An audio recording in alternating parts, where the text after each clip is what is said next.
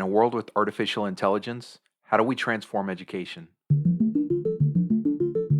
Thanks for tuning in. I'm Daniel Lopez, and this is the AI Education Conversation, where we explore the opportunities, risks, and impacts of AI across education.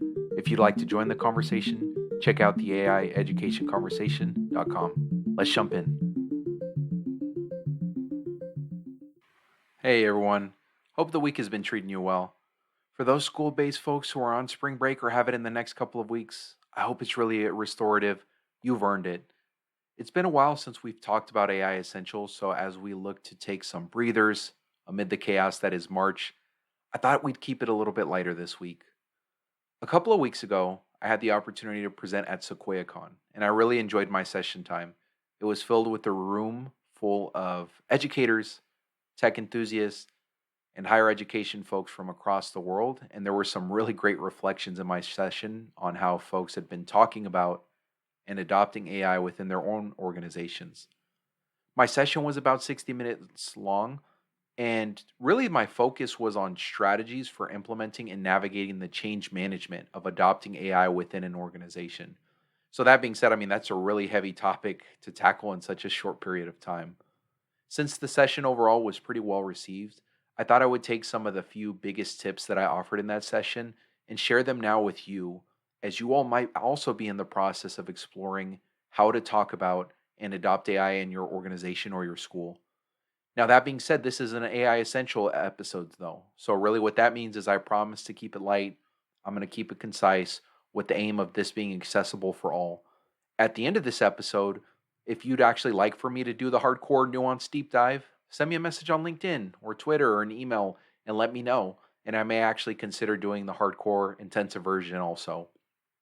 Finally, if you do like the episode, as always, would really appreciate your support for the AI education conversation by sharing it with a colleague, rating it, reviewing it, wherever you listen to amplify our space with a larger audience. Well, that being said, let's jump on into those tips. So, first and foremost, I want to talk a little bit about how I think about and when I'm thinking about the levels we need to address when talking and adopting AI across an organization. Many of us who have worked in a nonprofit, a school, a university, or business, what we know is that there can be multiple systems, teams, and general norms and dynamics at play when you're trying to bring something new into an organization. It's really important to recognize this because you have to respond to different levels accordingly. While there's a lot of ways you can think about an organization, I'm also going to propose that we think about it in terms of four levels for my tips today. The four levels being the individual, the one on one relationship, the team, and finally the organization. Additionally, while some big initiatives in education have been successfully implemented through top down approaches, at this given point in time, I'm actually going to say that because of the lack of really robust federal and state guidance that we have in most places, I am thinking about these levels of change through a grassroots, bottom up approach. In other words, the central question really for this episode is what are some things as an individual I can do to start talking about and implement and adopting, I should say, AI within a larger organization I'm a part of? So we'll start at the individual level first. My individual tip can be defined really in one word: explore. Don't fall into this common media belief and start adopting that without actually trying AI tools like ChatGPT, Firefly, and Claude yourself. So many of the misconceptions I think that people have about artificial intelligence, I actually think that they would quickly get some new information to either debunk or to refine some of those misconceptions within 10 minutes of creating an account on something like ChatGPT and exploring the technology themselves. One way to structure this thinking, if playing in an open sandbox feels really daunting, could be this: draw out a T chart on a piece of paper or on your phone. In the left hand side of the T chart, write down responsibilities in your work that you would like to improve upon. This could include items you want to go from good to great at. Doesn't just have to be things that you don't consider yourself good at. On the right side of the hand column, list down a few items that make up what I would like to call that sand in your shoe at work. Those time suckers, those mundane tasks that drain your day and take you away from what you should actually be spending your time on. As a nonprofit college access leader In my improved upon column on the left hand side, as an example, I wrote down a couple of things. I would write down asking people that I support thoughtful questions in our check ins. Thing number one. I'd like to improve upon my project planning processes, and I'd like to continue learning more about strategic planning processes.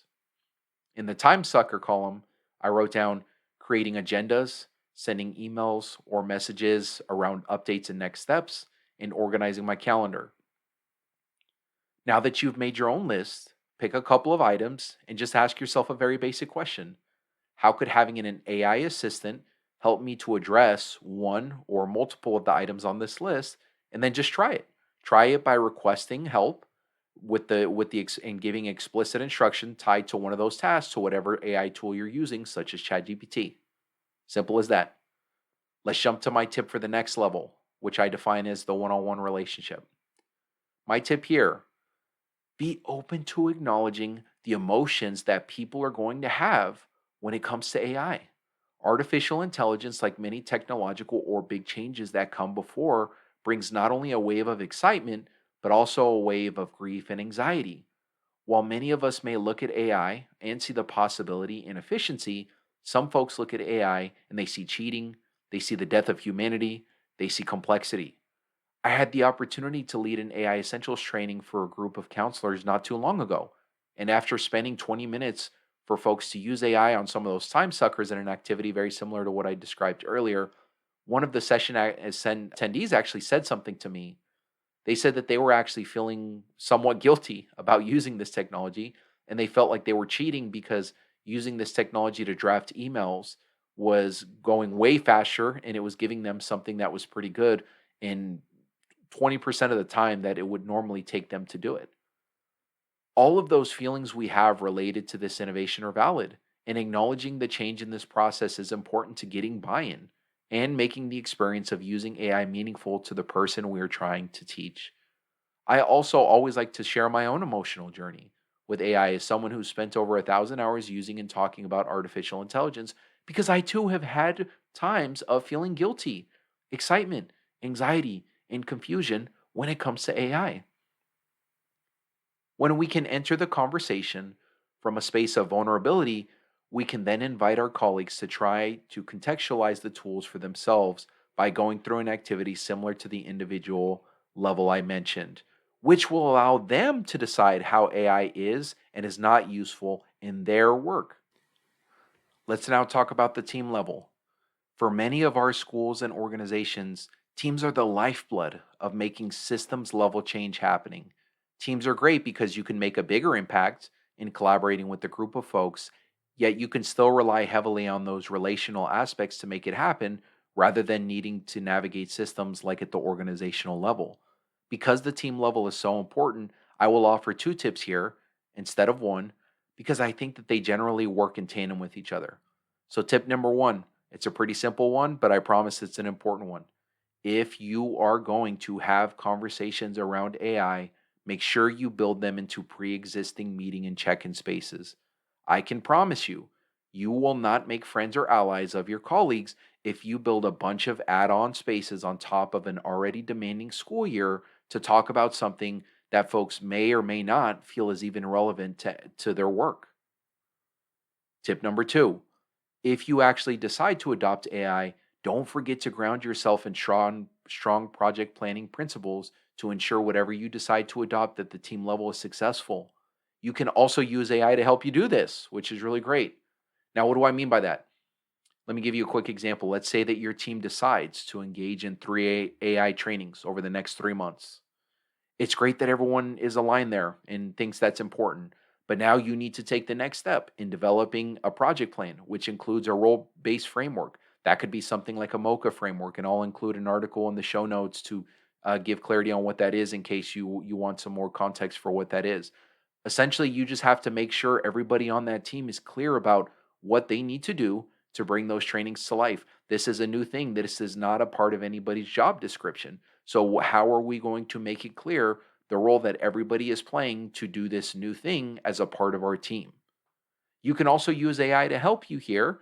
As an example, you could use an AI tool to record some of the meeting notes that you might have. You can use it to summarize some of the next steps so you can quickly send out to the full team some of those next steps on who's owning what and who's doing what to make some of that administrative work a much lower lift. By talking AI in pre existing team spaces and ensuring you have a project plan that supports implementation of anything that you all decide to do, you give your team a good chance to have a positive experience in your initial steps on your AI learning journey. Finally, let's talk about the organizational level. The org level is obviously the most complex because now you get into talking about systems and dynamics between teams and dynamics between functions. But if you can bring about adoption at an organizational level, though, you give yourself the best chance to create AI adoption that is resistant to things such as staff turnover. Similar to the team section, I'll go ahead and give two tips here because of the complexity here. Tip number one, as your organization starts to grapple with big questions like, are we meeting our goals this year? And what priorities do we want to set for next year? Encourage the process to add an additional question to consider. How could AI support here? If you have been successful at having small conversations at the individual level, at the one on one level, and at the team level, your organization actually may be in a place now where you all are willing to entertain that question and explore that at an organizational level to really grapple with, we're thinking about our goals, we're thinking about our priorities. How may AI actually be able to help us support this here? Grounding in your organization's priorities rather than AI itself gives you the best chance at bringing about AI use cases which actually help the organization better meet its mission rather than adding another nifty bell and whistle.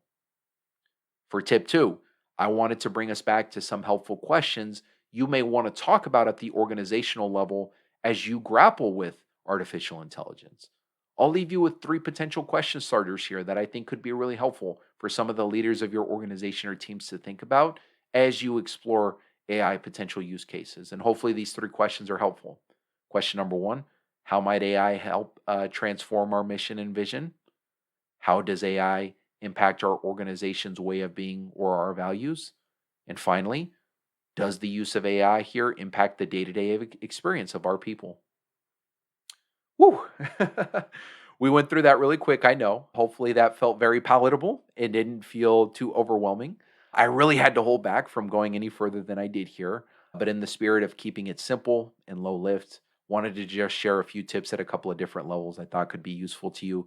Now, if you're interested in learning more, like I said, send me a message. Let me know that you're interested in either the deeper episode.